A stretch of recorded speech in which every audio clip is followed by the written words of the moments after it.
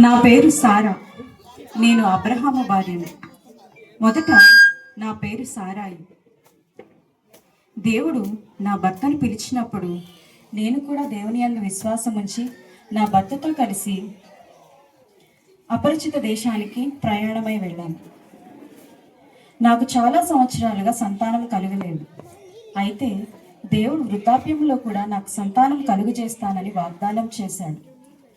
పరిస్థితిని బట్టి చూస్తే అది అసాధ్యం. మొదట నా స్థితిని చూసి నేను నవ్వుకున్నాను. కానీ అటు తరువాత నా అపనమ్మకాన్ని పక్కన పెట్టి దేవుని యందు విశ్వాసం ఉంచి ఆయన చేయబోయే అద్భుత కార్యం కొరకు ఎదురు చూశాను. దేవుడు వాగ్దానం చేసిన రీతిగానే నాకు ఒక అద్భుతమైన కుమారుని అనుగ్రహించారు. తన పేరు ఇస్సాకు. దేవుని యందు విశ్వాసం ఉంచిన ఎడల అసాధ్యాన్ని కూడా సుసాధ్యాన్ని చేస్తారనే సత్యాన్ని గ్రహించగలిగాను. ఆమేన్. శారా జీవితం మనకేం చెప్తుంది? దేవుడు చెప్పినది తప్పకుండా నెరవేరుస్తాడు. ఆలస్యమైనా కూడా తగిన సమయంలో ఆయన కార్యం చేస్తాడు. కనుక శారా వలె మనం కూడా మన విశ్వాసాన్ని, నమ్మకాన్ని విడిచిపెట్టకుండా దేవునితో సహవాసం చేయాలి. ఇప్పుడు తన ధైర్య సాహసాలతో తన జనులందరికీ అండగా నిలబడిన ఎస్తేరు జీవితం గురించి చూద్దాం.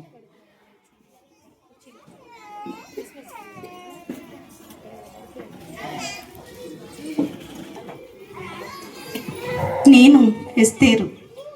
నా ప్రజలు ప్రమాదంలో ఉన్నప్పుడు రాజు ఎదుట నిలబడటానికి నేను దేవుని యందు నమ్మకం ఉంచి విశ్వాసం ఉంచి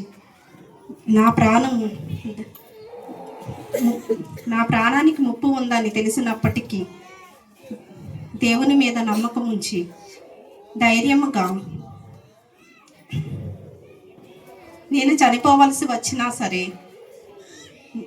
నేను నశించిన దానినని నా ప్రజల క్షేమం ముఖ్యమని దేవుని యందు విశ్వాసం ఉంచి ఎంతో ధైర్య సాహసంతో నా ప్రజలు క్షేమం కొరకు నేను కాపాడుకున్నాను. ఆమె దేవుడు ఎస్తేరుని ఆశీర్వదించి ఒక ఉన్నత పదవిలో రాణిగా ఆమెను నిలబెట్టినప్పుడు ఆమె పదవి ద్వారా దేవునికి మహిమ తెచ్చింది. ప్రాణాలకు తెగించి యూదుల తరపున రాజుల ముందు నిలబడి అనేకులకు ఆశీర్వాదకరంగా మారింది. అలాగనే మనం దేవునితో సహవాసం కలిగి ఉన్న స్త్రీలం ధైర్యంగా ఉండాలి. నిజం వైపు, నీతి వైపు నిలబడాలి. అనేకులకు ఆశీర్వాదకరంగా మారాలి. ఇప్పుడు నిస్వార్థమైన ప్రేమతో తన జీవితాన్ని అందంగా మలుచుకున్న రూతు యొక్క జీవితాన్ని చూద్దాం.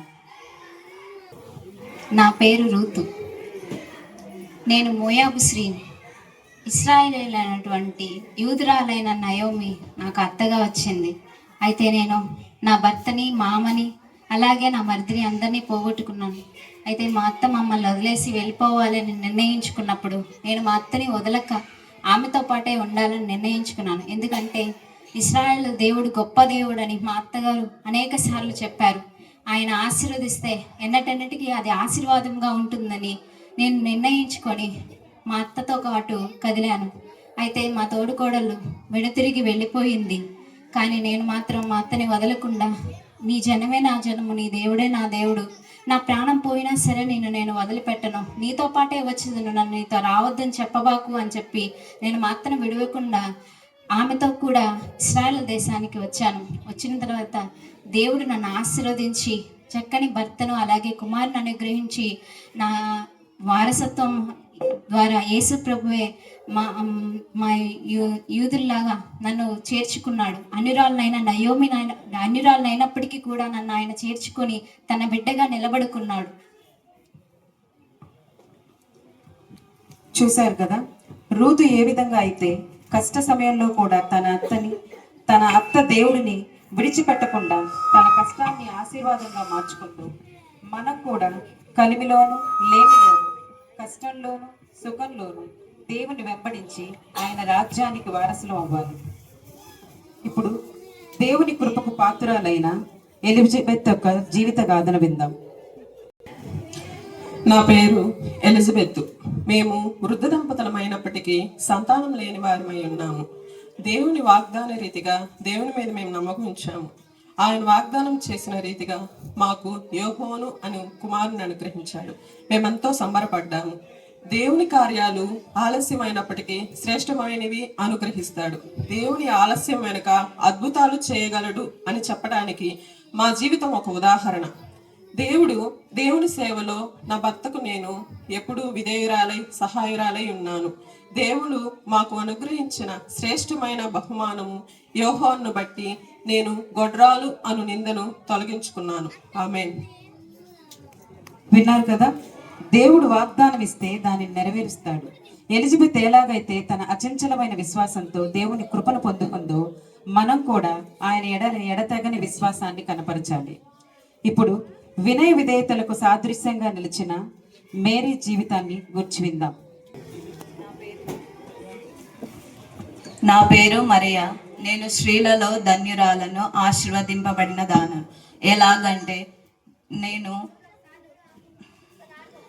గలిలయలోని నజరేతను ఊరిలో దావీదు వంశస్థుడైన యోసేపుకు ప్రదానము చేయబడిన తర్వాత దేవుని సమాచార దూత అయిన గాబ్రియేలు నా దగ్గరికి వచ్చి, దయాప్రాప్తురాలా, నీకు శుభము అని చెప్పినప్పుడు నేను తొందరపడి ఏమిటా శుభము అని అడిగినప్పుడు, దేవుడు నీకొక కుమారుని అనుగ్రహిస్తాడు, నువ్వు ఆయనకు యేసు అని పేరు పెడతావని చెప్పినప్పుడు నేను అది ఎలా సాధ్యమో, నేను పురుషుని ఎరగని దానను, అది ఎలాగూ జరుగుతుంది అని దూతను అడిగినప్పుడు, పరిశుద్ధాత్మ నీ మీదికి వచ్చును, సర్వోన్నతుని శక్తి నిన్ను కమ్మును, అప్పుడు యేసుక్రీస్తు ప్రభువారు లోకరక్షకునిగా నీ గర్భంలో జన్మిస్తాడు అని చెప్పినప్పుడు, ఇదిగో నేను దేవుని దాసురాలను, నీ చిత్త ప్రకారమే నాకు అవునుగాక అని నేను దూతతో చెప్పినప్పుడు, దేవుని మాట ఎన్నటికీ నిరర్ధకము కానేరదని దేవుని దూత నాతో పలికి వెళ్ళిపోయాడు.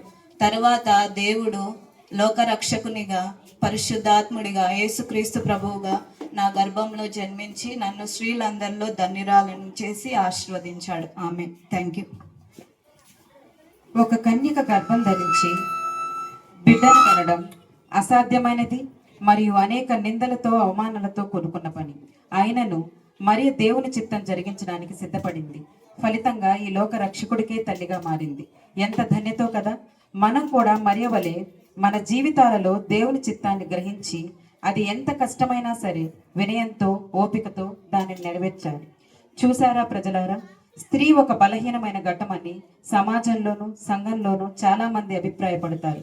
కానీ మీ ముందు సాదృశ్యంగా ఉంచబడిన ఈ 5 స్త్రీలు తమ జీవితాలలో తమకున్న మంచి లక్షణాల ద్వారా తమ జీవితాన్ని అందంగా మార్చుకొని అతి పరిశుద్ధమైన గ్రంథంలో తమ పేర్లు లిఖించబడి ఎంతో మంది స్త్రీలకు ఆదర్శంగా నిలిచారు.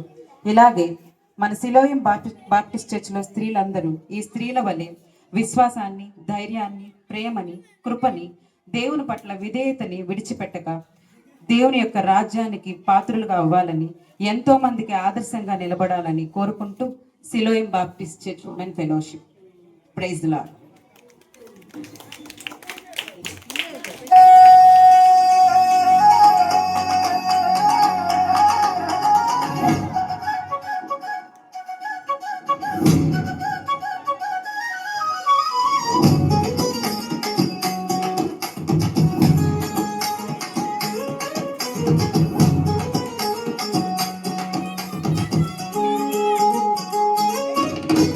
రారే గొల్లవారలారా, నేటి రాత్రి బెత్లెహేమును రాజేరి మోక్షదూత కోరి దెల్పెను, క్రీస్తు వారి జాడ కన్నులార దూతము వేగ. రారే గొల్లవారలారా, రారే గొల్లవారలారా, నేటి రాత్రి బెత్లెహేమును రాజేరి మోక్షదూత కోరి దెల్పెను, క్రీస్తు వారి జాడ కన్నులార దూతము వేగ.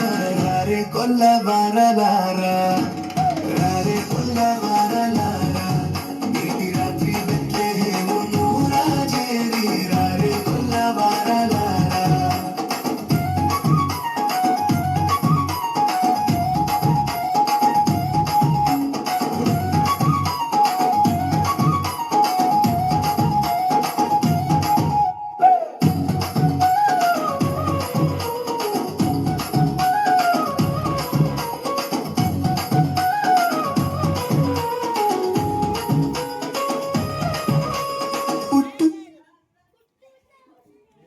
ఓకే